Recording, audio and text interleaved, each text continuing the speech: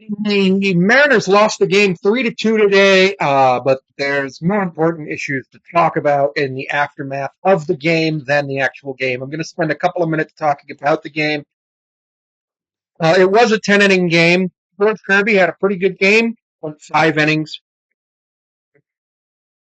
I'm sorry, 5 and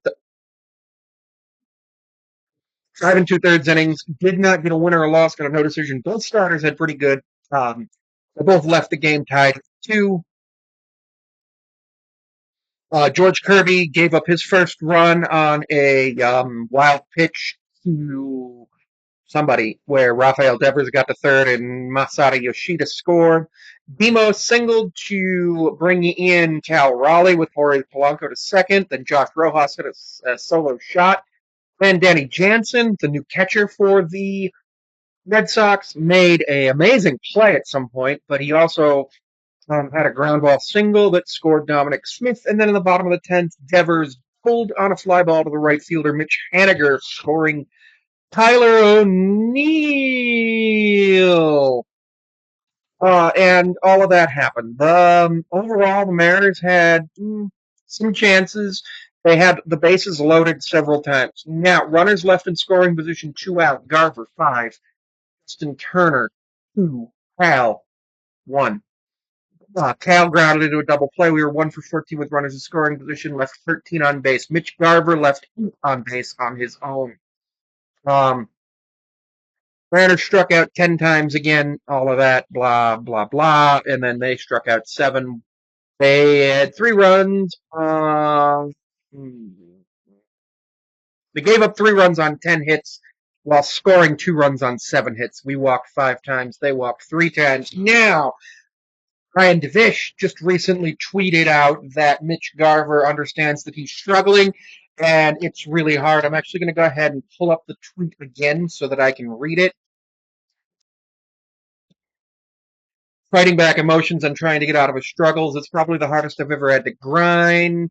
This is by far the worst I've ever played on my career. Tough on myself and my family with the death sets, the retire, and you suck and effing yourself and all that. It's getting old. The only way I change it is I play better, but it's like continuing right now. So the worse I play, more here, and rightfully so. I'm not playing well. More Garver. I've already accepted that I'm not going to be a 200 hitter this year. I've never quit anything. Certainly not going to quit this. Okay, cool. The fans of the Mariners who are sending death threats to a Mariner player. That's ridiculous. Now, I know that that's a thing. It's a thing that happens.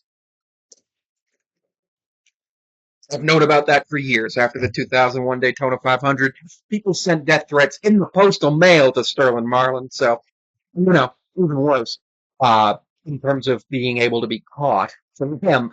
But this is not okay. You should not be doing something like this.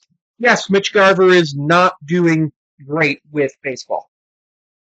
That doesn't mean that he's a terrible human or that he deserves to have people saying these things to him. In fact, nobody deserves to have people saying things to them.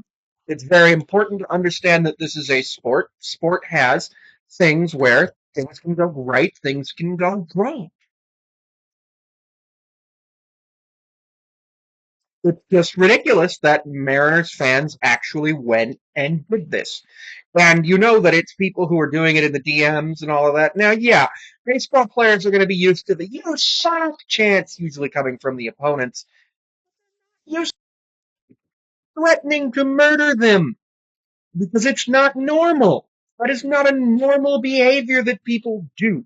It does need to stop. The Mariners have an off day tomorrow, so hopefully they can go ahead and work with Garver to potentially get him to potentially to a therapist or somebody who can help work with him with working through that stuff.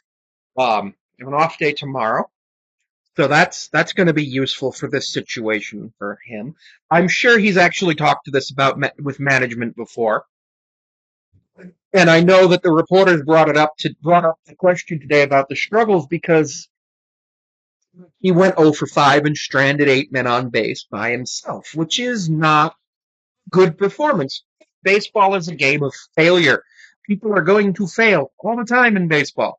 His hitter all time got on base 37 times every 100 at bats via the hit. Obviously, his on base percentage was a little bit higher. But nobody's had an on base percentage of over 500 after the first 2 weeks of a season ever. That's not going to happen. You're never going to have a 100% success rate in baseball. And you might have a really terrible. Now, I did see somebody post in the Mariners subreddit, I can't remember who it was, that Mitch Garver had the lowest batting average since at least 1968 among qualified hitters. Now, the thing with that, though, is the Mariners also have the worst batting average, or second worst. It flips every day between us and the White Sox of having the worst batting average since 1963, and the 17th and 18th worst batting averages of all time. So that's a whole thing. That's a whole situation. Now, another thing that happened was that Santos left the game with a pain in his bicep, and he is scheduled to get an MRI tomorrow. So that's probably when we get back to Seattle. He'll have his MRI. We'll see what happens with that. And Jorge Polanco had an issue. Unsure exactly why, but he got pulled from the game as well with a potential injury. So hopefully everybody can calm down and realize that this is sport.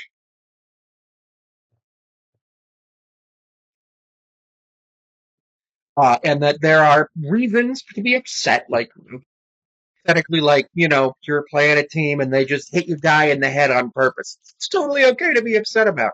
Your guy strikes out 5 times, okay to be upset about. Neither of those things should result in you personally telling that person that they should die or that you want to kill them. That's just not how it goes. So just don't do it. Okay? Thanks. Bye.